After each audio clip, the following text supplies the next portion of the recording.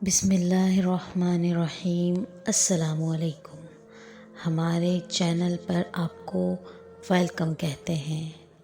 روزانہ ایک نئی سچی کہانی سننے کے لیے اس چینل کو سبسکرائب کر لیجئے، کیونکہ نئی کہانیاں صرف سبسکرائبرز کو ہی ملیں گی۔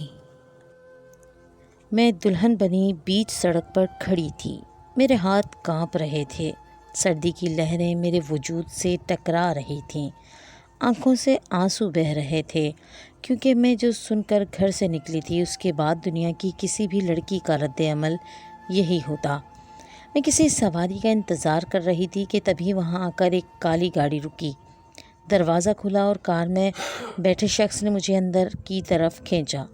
میں جانتی تھی کہ یہ جرار ہے جس سے میری شادی طے ہوئی تھی، اور میں ابھی حال میں سے اٹھ کر یہاں پہنچی تھی جہاں بہت سارے مہمان موجود تھے، جب کسی نے میرے کان میں آ کر ایک سرگوشی کی اور مجھے اٹھ کر وہاں سے جانا پڑا، کیونکہ اس کے علاوہ میرے پاس اور کوئی حل نہیں تھا۔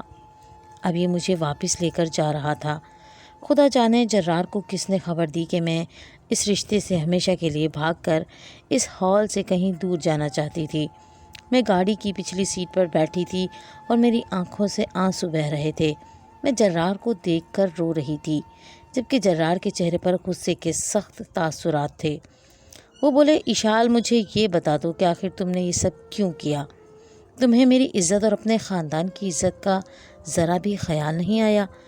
جرار کی بات سن کر میں چپ رہی۔ میں جانتی تھی کہ اب میں اسے کسی بھی قسم کی وضاحت دیتی وہ اس کا بھی یقین نہ کرتا۔ کون جانتا تھا کہ میں وہاں سے کیوں اٹھی تھی اور مجھے کیا کہا گیا تھا؟ اس سب سے دنیا والوں کو کوئی لینا دینا نہیں تھا۔ جب جرار مجھے واپس لے کر ہال میں پہنچے تو ہر طرف ہمارے لیے عجیب و غریب باتیں ہو رہی تھیں۔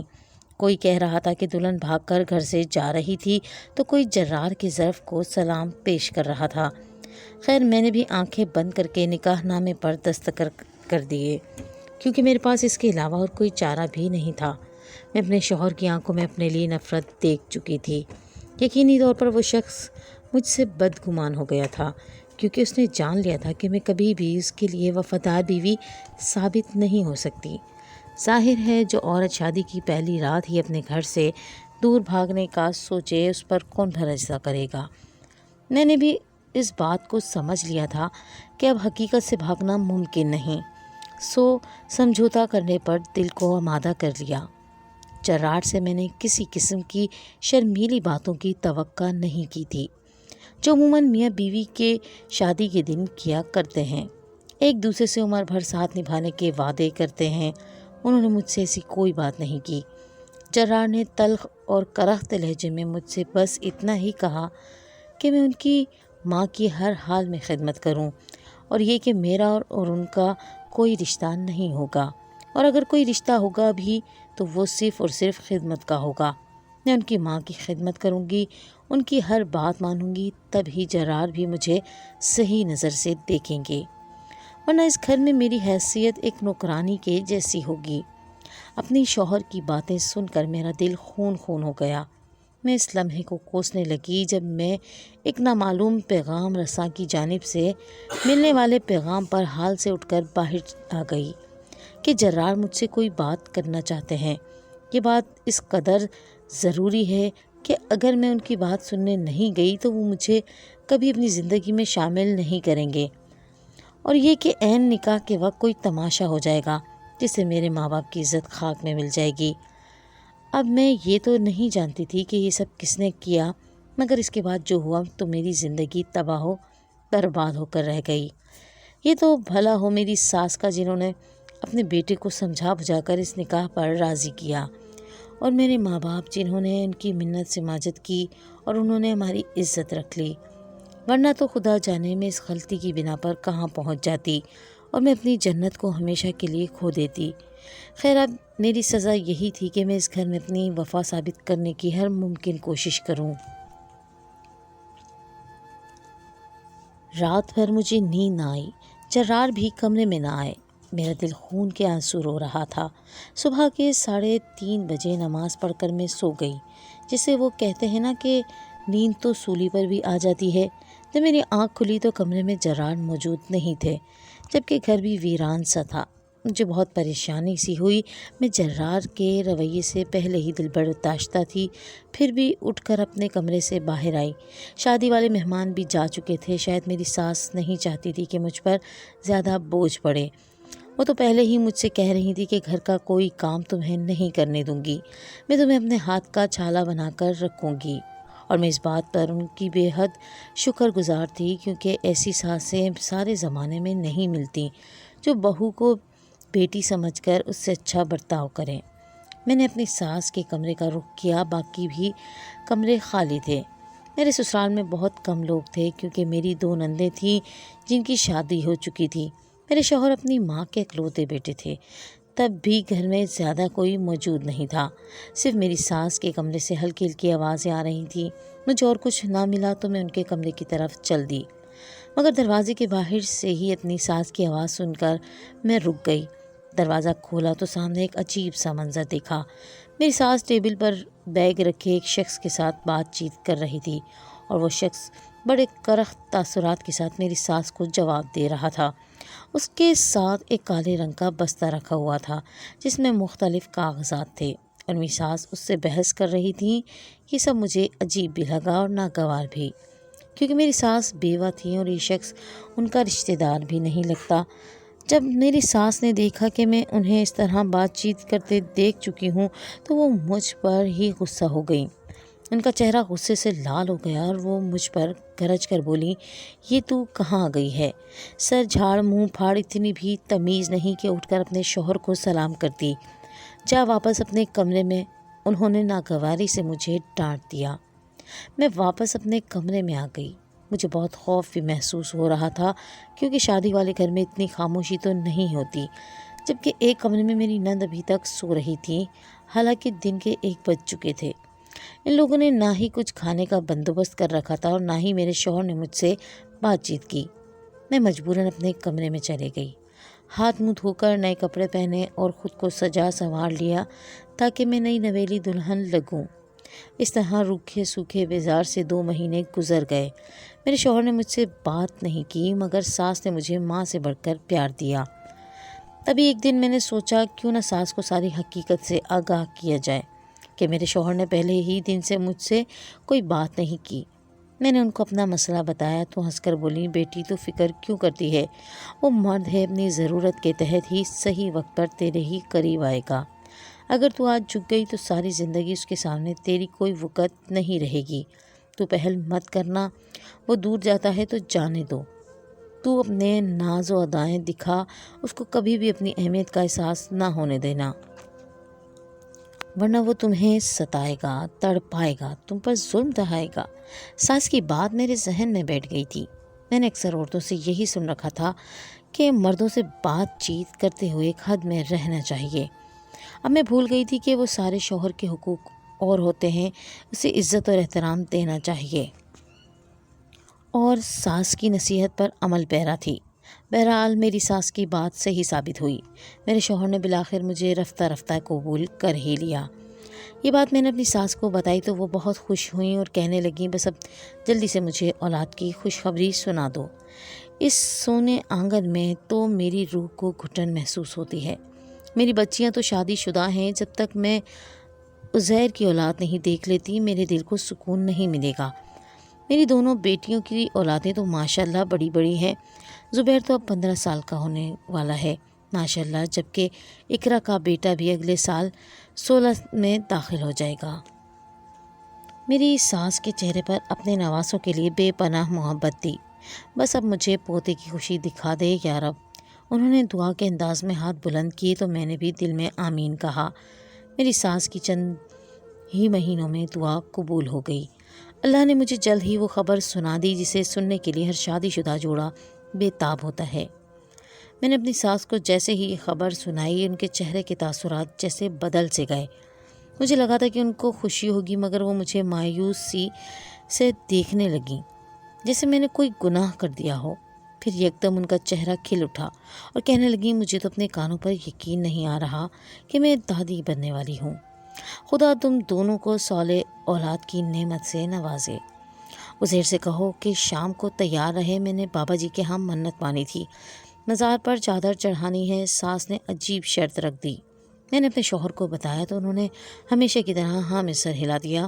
وہ اپنی ماں کی بے پناہ عزت کرتے تھے اور انہوں نے کبھی بھی اپنی ماں کی کوئی بات نہیں ٹالی تھی۔ شام کو ہم لوگ تیار ہو کر بابا جی کے مزار پر پہنچے۔ یہاں میری ساس ہمیشہ صدقہ دیا کرتی تھی۔ یہاں پہنچ کر انہوں نے ڈھیروں دعائیں مانگی اور میری اولاد کے لیے بھی دعا کی۔ یہ سب دیکھ کر مجھے بے پناہ خوشی ہوئی۔ پھر مجھے انہوں نے مزار کے احاطے میں کھڑا کیا اور کہنے لگی، مجھے ایک عورت سے ضروری بات کرنی ہے، تم یہیں پر رکو، میں تمہارے ہی بھلے کے لیے ایک چیز لانا چاہتی ہوں۔ یہ کہہ کر وہ مزار کے صحن میں گم ہو گئیں۔ میں کافی دیر کھڑے ہو کر ان کا انتظار کرتی رہی، یہاں تک کہ بے حال ہو گئی۔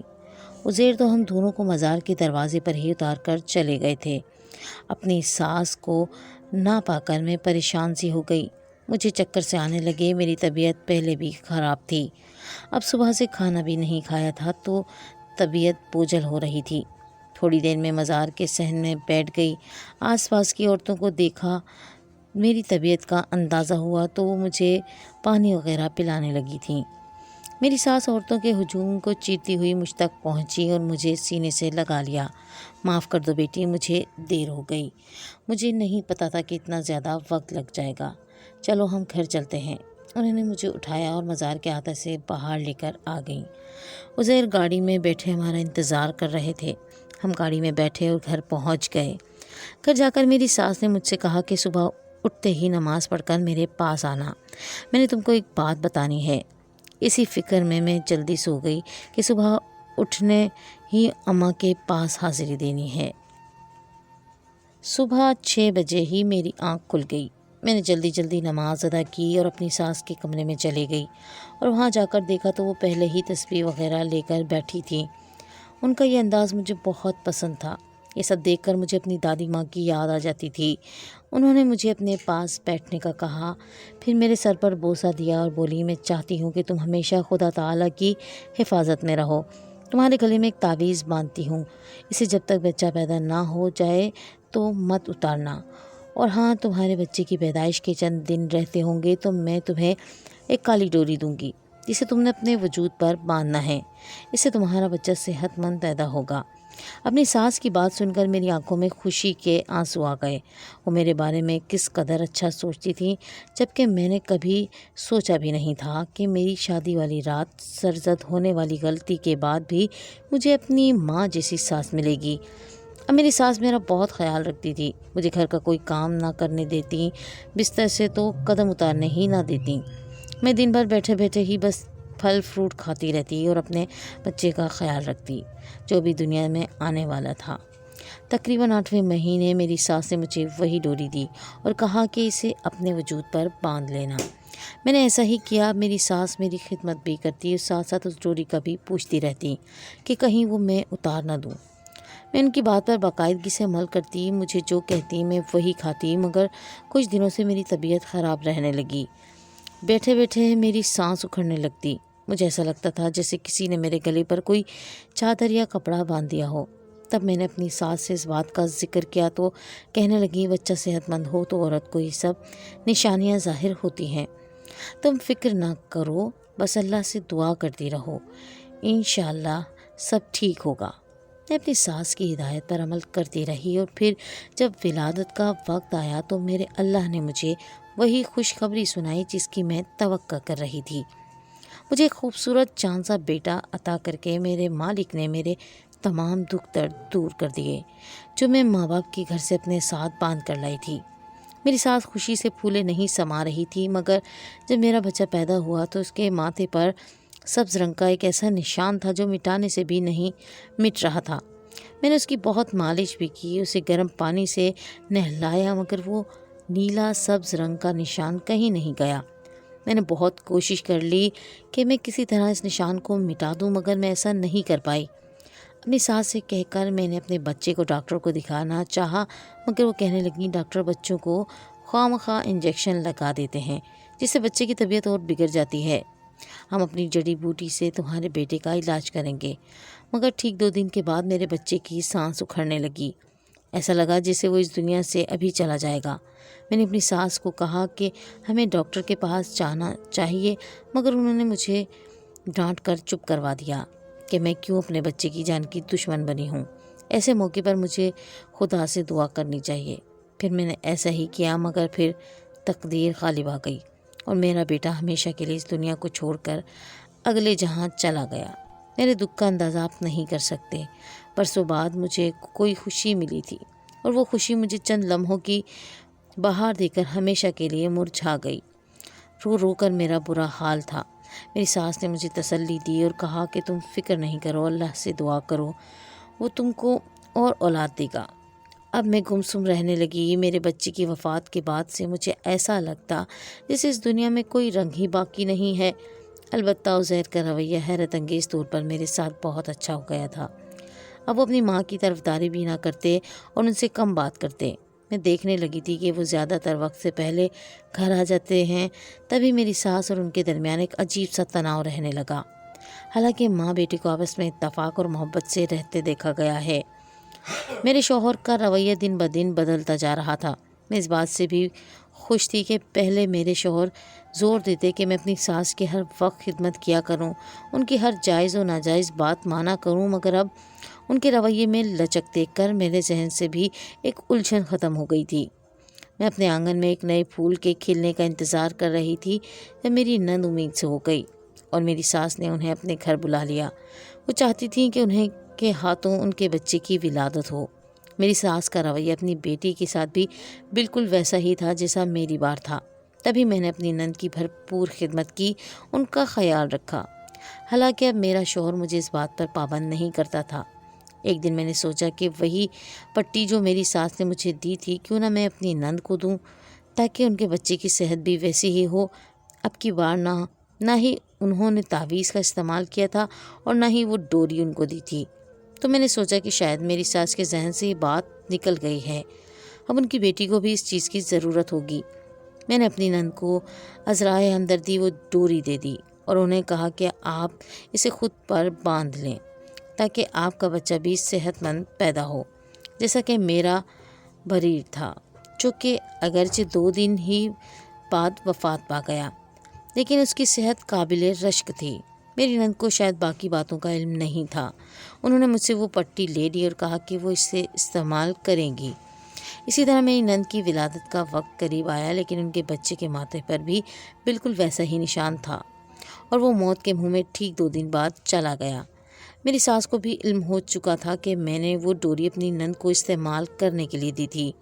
انہوں نے اس بات پر مجھ سے اس قدر لڑائی کی کہ میں ان کا یہ روپ دیکھ کر حیران رہ گئی۔ کہنے لگی، میں نے تجھے وہ تیرے استعمال کے لیے دیا تھا، مجھ سے پوچھے بنا تم نے یہ حرکت کیوں کی؟ آخر تم کو ذرا بھی خیال نہیں آیا کہ تم اپنی نند کے بچے کی قاتل بننے جا رہی ہو؟ اپنی ساس کے منہ سے یہ بات سن کر میں حیران رہ گئی۔ میں نے سوچا بھی نہیں تھا کہ وہ اس قدر بدنیت نکلیں گی۔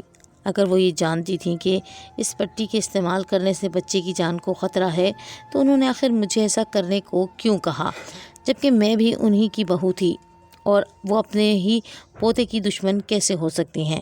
لیکن اگلی صبح ہونے والی لڑائی نے مجھے سب کچھ سمجھا دیا، اور یہ بھی کہ میرے شوہر کا رویہ کیوں بدلا تھا۔ میری ساس سے میرے شوہر کی لڑائی کھل کر سامنے آئی جو پہلے لفظوں میں ہوتی تھی اور ایک تناؤ کی کیفیت گھر میں رہتی تھی۔ اب وہ لڑائی باقاعدہ کھل کر سامنے آ گئی تھی۔ معلوم یہ پڑا کہ میری ساس میرے شوہر کی سگی ماں نہیں تھی، بلکہ میرا شوہر ان کا سوتیلا بیٹا تھا۔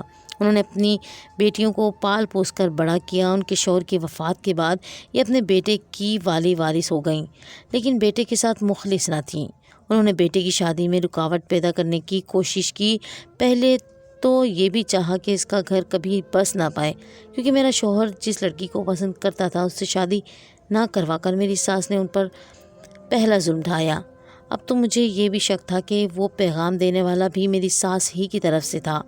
بہرحال میں کسی پر الزام نہیں لگانا چاہتی، لیکن جب میری ساس کی حقیقت کھل کر سامنے آئی تو میں نہ صرف حیران ہوئی بلکہ مجھے اپنی ساس سے نفرت بھی ہو گئی۔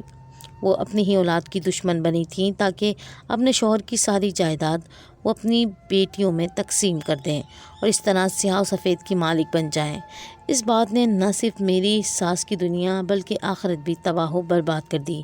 جب آپ کا اپنا جوان بیٹا ہی ساتھ نہ رہے تو معاشرے میں آپ کی کوئی عزت نہیں ہوتی، اور میری ساس اپنے کیے کی سزا آج کل بھگت رہی ہیں کیونکہ میرا شوہر اور میں اپنا الگ آشیانہ بنا چکے ہیں۔ آپ کے خیال میں کیا ایک ماں کے ساتھ زیادتی ہے یا یہ ان میاں بیوی کا حق تھا؟ ہمیں اپنی رائے سے کمنٹ سیکشن میں ضرور آگاہ کیجیے گا۔